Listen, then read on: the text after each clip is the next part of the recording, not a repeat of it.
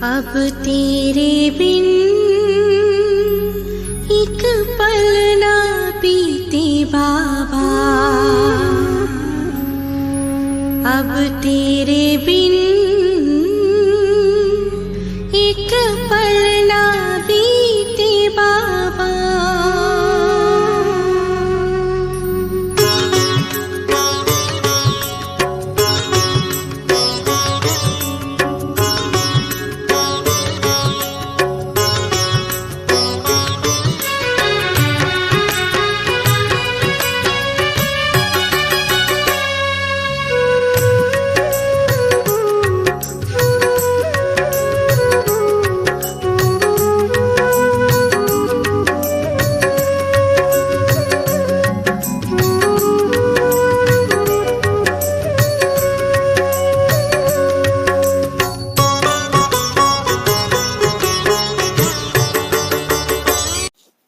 ओम शांति।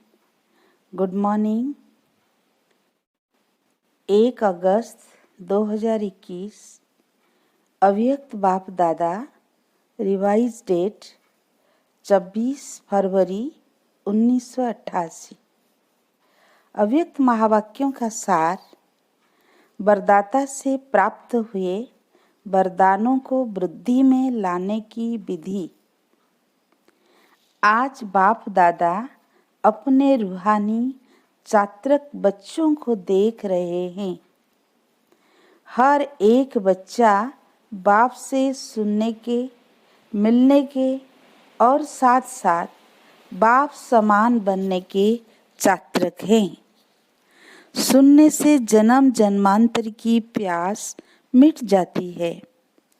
ज्ञान अमृत प्यासी आत्माओं को तृप्त आत्मा बना देती है। सुनते सुनते आत्माएं भी बाप समान ज्ञान स्वरूप बन जाती है। वह यह कहें, ज्ञान मुरली सुनते सुनते स्वयं भी मुरलीधर बच्चे बन जाते हैं। रूहानी मिलन मनाते बाप के स्नेह में समा जाते हैं। मिलन मनाते लवलीन मग्न स्थिति वाले बन जाते हैं। मिलन मनाते एक बाप दूसरा न कोई, इस अनुभूति में समाये हुए रहते हैं। मिलन मनाते सदा बाप के संग के रंग में लाल बन जाते हैं। जब ऐसे समाये हुए वह स्नेह में लवलीन बन जाते हैं तो क्या आस रहती है? बाप समान बनने की। बाप के हर कदम पर कदम रखने वाले अर्थात बाप समान बनने वाले।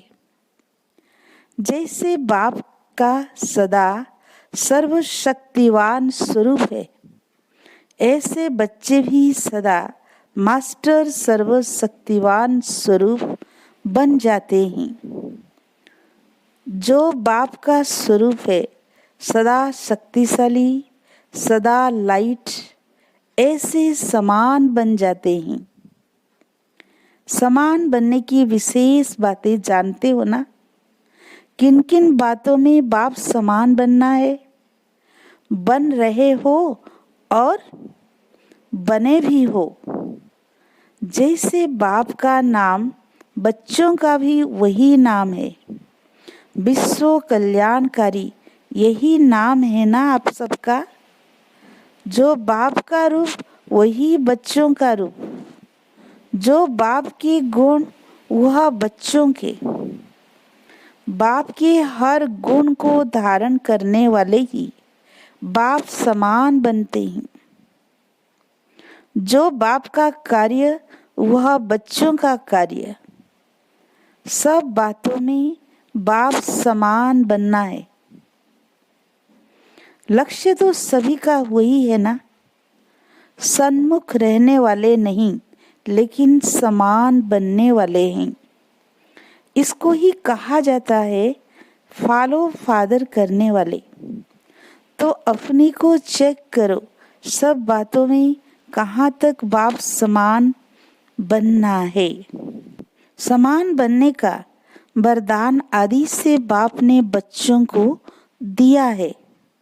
आदि का वरदान है सर्व शक्तियों से संपन्न भव।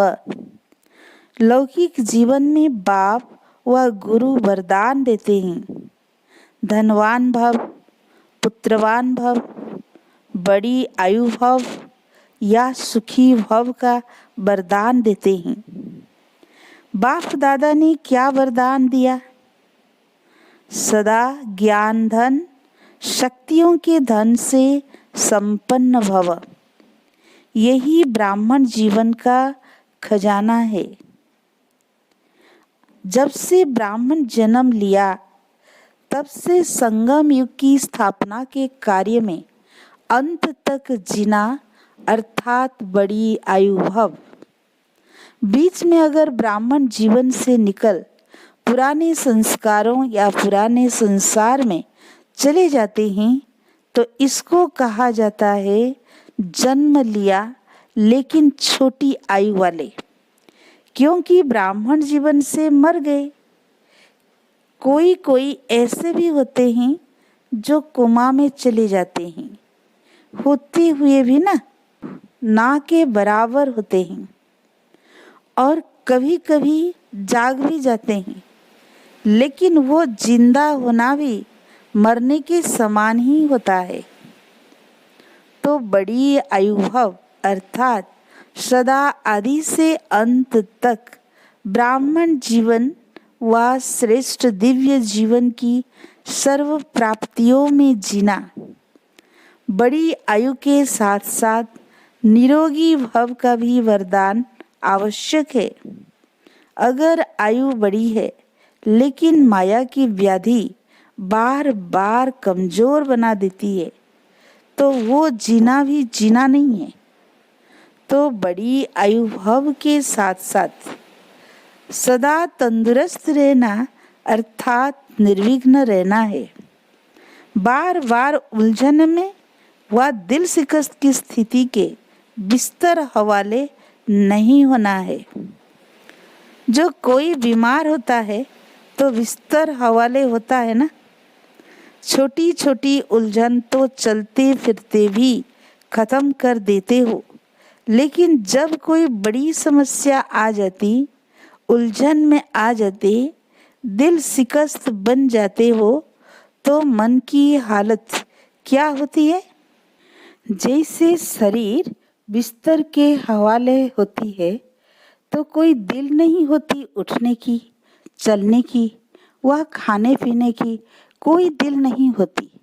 ऐसे यहाँ भी योग में बैठेंगे तो भी दिल नहीं लगेगी, ज्ञान भी सुनेंगे तो दिल से नहीं सुनेंगे, सेवा भी दिल से नहीं करेंगे, दिखावे से व डर से, लोक लाज से करेंगे। इसको सदा तंदुरुस्त जीवन नहीं कहेंगे। तो बड़ी आयु भाव अर्थात निरोगी भाव इसको कहा जाता है। पुत्रवान भव व संतान भव। आपके संतान है, 2-4 बच्चे नहीं पैदा किए हैं, संतान भव का वरदान है ना। 2-4 बच्चों का वरदान नहीं मिलता, लेकिन जब बाप समान मास्टर रचयिता की स्टेज पर स्थित हो तब तो यह सब अपनी रचना लगती है। बेहद के मास्टर रचयिता बनना यह बेहद का पुत्रवान भव, संतान भव हो जाता। हद के नहीं कि जो 2-4 जिज्ञासु हमने बनाया यह मेरे हैं, नहीं। मास्टर रचता की स्टेज बेहद की स्टेज है।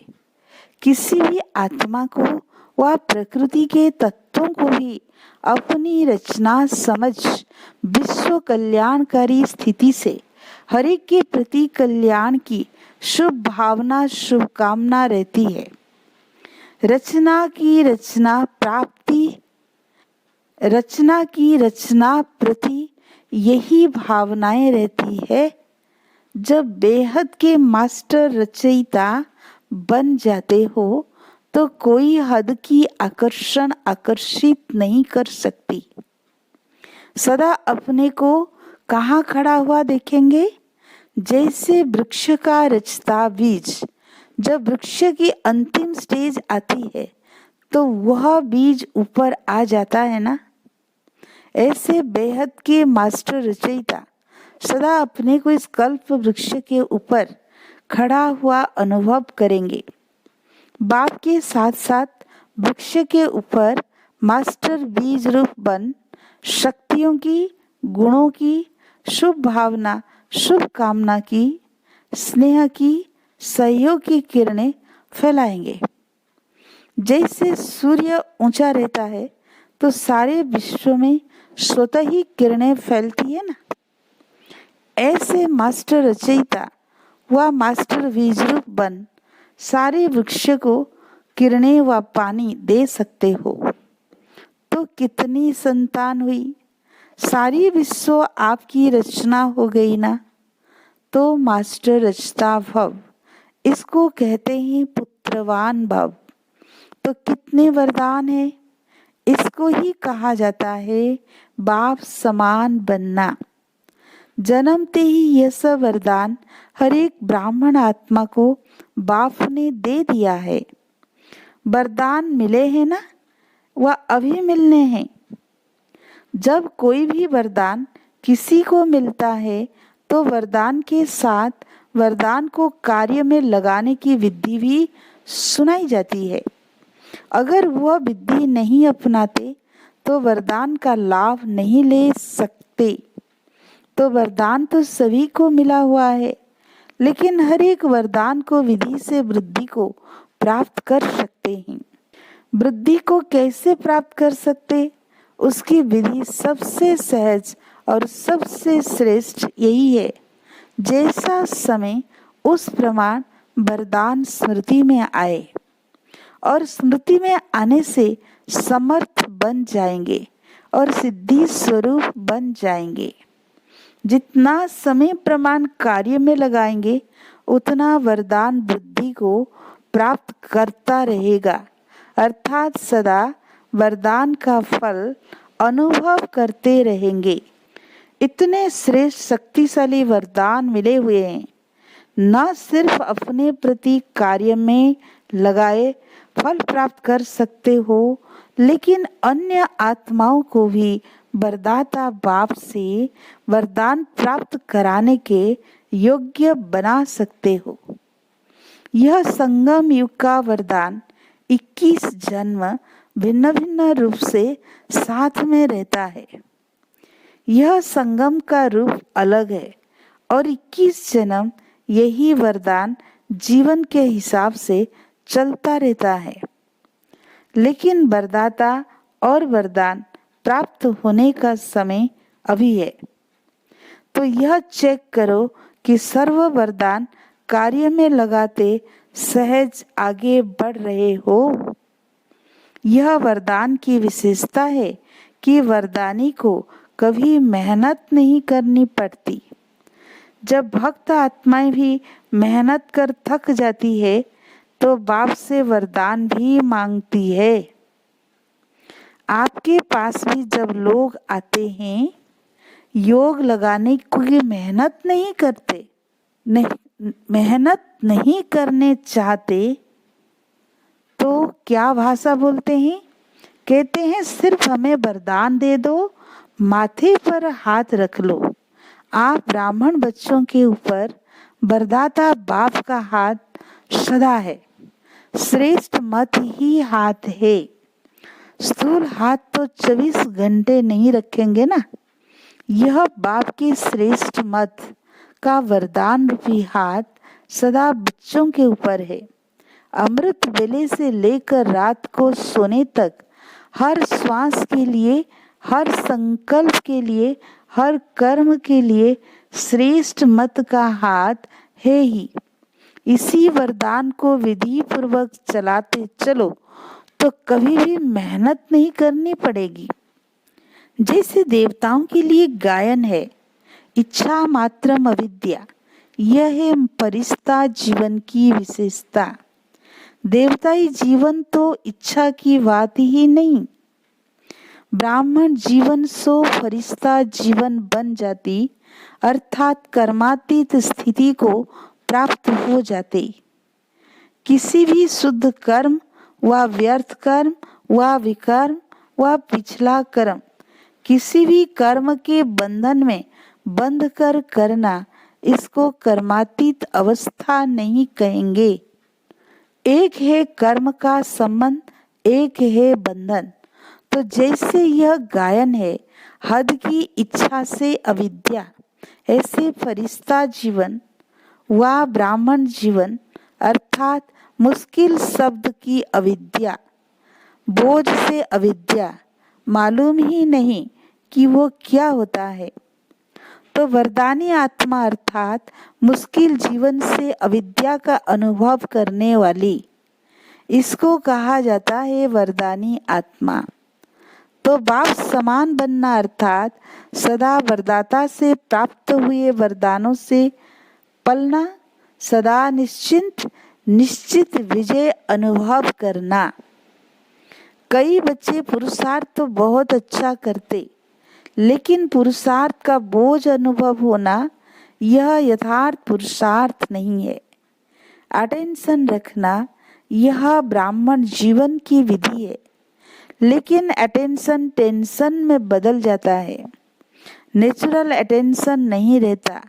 इसको भी यथार्थ अटेंशन नहीं कहा जाएगा। जैसे जीवन में स्थूल नॉलेज रहती है कि यह चीज अच्छी है, यह बात करनी है, यह नहीं करनी है, तो नॉलेज के आधार पर जो नॉलेजफुल होते हैं उनकी निशानी है, उनको नेचुरल अटेंशन रहता है। यह खाना है, यह नहीं खाना है, यह करना है, यह नहीं करना है। हर कदम में टेंशन नहीं रहता कि यह करूं या नहीं करूं, यह खाऊं या नहीं खाऊं, ऐसे चलूं व नहीं। नेचुरल नॉलेज की शक्ति से अटेंशन है। ऐसे यथार्थ पुरुषार्थी का हर कदम हर कर्म में नेचुरल अटेंशन रहता है, क्योंकि नॉलेज की लाइट माइट स्वतः यथार्थ रूप से यथार्थ रीति से चलाती है। तो पुरुषार्थ भले करो, अटेंशन जरूर रखो, लेकिन टेंशन के रूप में नहीं। जब टेंशन में आ जाते हो तो चाहते हो बहुत काम करने व बनने चाहते हो नंबर 1, लेकिन टेंशन जितना चाहते हो उतना करने नहीं देता। जो बनने चाहते वह बनने नहीं देता, और टेंशन को पैदा करता है, क्योंकि जो चाहते हो वह नहीं होता है तो और टेंशन बढ़ता है। तो पुरुषार्थ सभी करते हो, लेकिन कोई ज्यादा पुरुषार्थ को भारी कर देते और कोई फिर बिल्कुल अलवेले हो जाते। जो होना होगा हो जाएगा, देखा जाएगा, कौन देखता है, कौन सुनता है, तो ना वह अच्छा ना वह अच्छा है। इसलिए बैलेंस से बाप की ब्लेसिंग वरदानों का अनुभव करो। सदा बाप का हाथ मेरे सिर पर है, इस अनुभव को सदा स्मृति में रखो। जैसे भक्त आत्माएं स्थूल चित्र को सामने रखती है कि माथे पर वरदान का हाथ है, तो आप भी चलते फिरते बुद्धि में यह अनुभव का चित्र सदा स्मृति में रखो। समझा, बहुत पुरुषार्थ किया, अब वरदानों से पलते उड़ते चलो। बाप के ज्ञान दाता विधाता का अनुभव किया, अब वरदाता का अनुभव करो।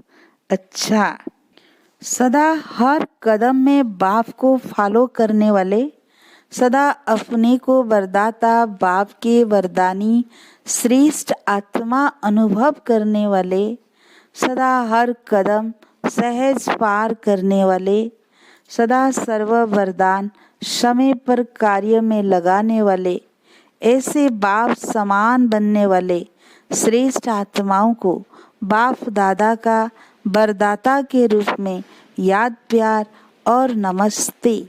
हम रूहानी बच्चों की रूहानी बाप दादा को वरदाता को याद प्यार नमस्ते नमस्ते। मुख्य महारथी भाइयों से मुलाकात। जन्म से कितने वरदान मिले हुए हैं। हर एक को अपने अपने वरदान मिले हुए हैं। जन्म ही वरदानों से हुआ, नहीं तो आज इतना आगे नहीं बढ़ सकते। वरदान से जन्म हुआ, इसीलिए बढ़ रहे हो। पांडवों की महिमा कम थोड़ी है। हरि की विशेषता का वर्णन करे तो कितनी है। यह जो भागवत बना हुआ है वह बन जाए। बाप की नज़र में हर एक की विशेषताएं हैं और कुछ देखते भी नहीं देखते हैं, जानते भी नहीं जानते हैं। तो विशेषता सदा आगे बढ़ा रही है और बढ़ाती रहेगी। जो जन्म से वरदानी आत्माएं हैं वो कभी भी पीछे नहीं हट सकती। सदा उड़ने वाली वरदानी आत्माएं हो। वरदाता बाप के वरदान आगे बढ़ा रहे हैं। पांडव गुप्त रहते हैं, लेकिन बाप दादा के दिल पर सदा प्रत्यक्ष हैं। अच्छे अच्छे प्लान तो पांडव ही बनाते हैं। शक्तियां शिकार करती, लेकिन कमाल तो लाने वालों की है। अगर लाने वाले लाए ही नहीं तो शिकार क्या करेगी। इसीलिए पांडवों को विशेष अपना वरदान है। याद और सेवा का बल विशेष मिला हुआ है। याद का बल भी विशेष मिलता है, सेवा का बल भी विशेष मिलता है। क्यों? उसका भी कारण है, क्योंकि जो जितना आवश्यकता के समय कार्य में आए हैं उसको विशेष वरदान मिला हुआ है। जैसे आदि में जब स्थापना हुई तो आप पांडव मर्ज थे, इमर्ज नहीं थे। शक्तियां एग्जाम्पल बनी और उनके एग्जाम्पल को देख और आगे बढ़े। तो यह आवश्यकता के समय एग्जाम्पल बने हो। इसीलिए जितना जो आवश्यकता के समय सहयोगी बने हैं, चाहे जीवन से चाहे सेवा से, उनको ड्रामा अनुसार विशेष बल मिलता है। अपना पुरुषार्थ तो है ही, लेकिन एक्स्ट्रा बल मिलता है। अच्छा, सेवा करने से जो सर्व आत्माएं खुश होती है उसका भी बहुत बल मिलता है। जो अनुभवी आत्माएं हैं उन्हों की सेवा की आवश्यकता है, क्योंकि जिन्होंने साकार में पालना ली है उन्हों को देख करके सदा बाप ही याद आता है। कभी भी आप लोग कहाँ जाएगी तो विशेष क्या पूछेंगे? चरित्र सुनाओ, कोई बाप की बातें सुनाओ, तो विशेषता है ना। इसलिए सेवा की विशेषता का वरदान मिला हुआ है। चाहे स्टेज पर खड़े होकर भाषण न भी करो, लेकिन यह सबसे बड़ा भाषण है। चरित्र सुनाकर चरित्रवान बनने की प्रेरणा देना, यह सबसे बड़ी सेवा है। तो सेवा पर जाना ही है और सेवा के निमित्त बनना ही है। अच्छा, आज का वरदान। हद की जिम्मेवारियों को बेहद में परिवर्तन करने वाले स्मृति स्वरूप नष्टो महाभव। नष्टो महा बनने के लिए सिर्फ अपने स्मृति स्वरूप को परिवर्तन करो। मोह तब आता है जब यह स्मृति रहती है कि हम गृहस्थी हैं, हमारा घर हमारा संबंध है। अब इस हद की जिम्मेवारी को बेहद की जिम्मेवारी में परिवर्तन कर दो। बेहद की जिम्मेवारी निभाएंगे तो हद की स्वतः पूरी हो जाएगी। लेकिन यदि बेहद की जिम्मेवारी को भूल सिर्फ हद की जिम्मेवारी निभाते हो तो उससे और ही बिगाड़ते हो, क्योंकि वह फर्ज मोह का मर्ज हो जाता है। इसलिए अपने स्मृति स्वरूप को परिवर्तन कर नष्टो महा बनो। स्लोगन। ऐसी तीव्र उड़ान भरो जो बातों रूपी बादल सेकंड में क्रश हो जाए। अच्छा, ओम शांति।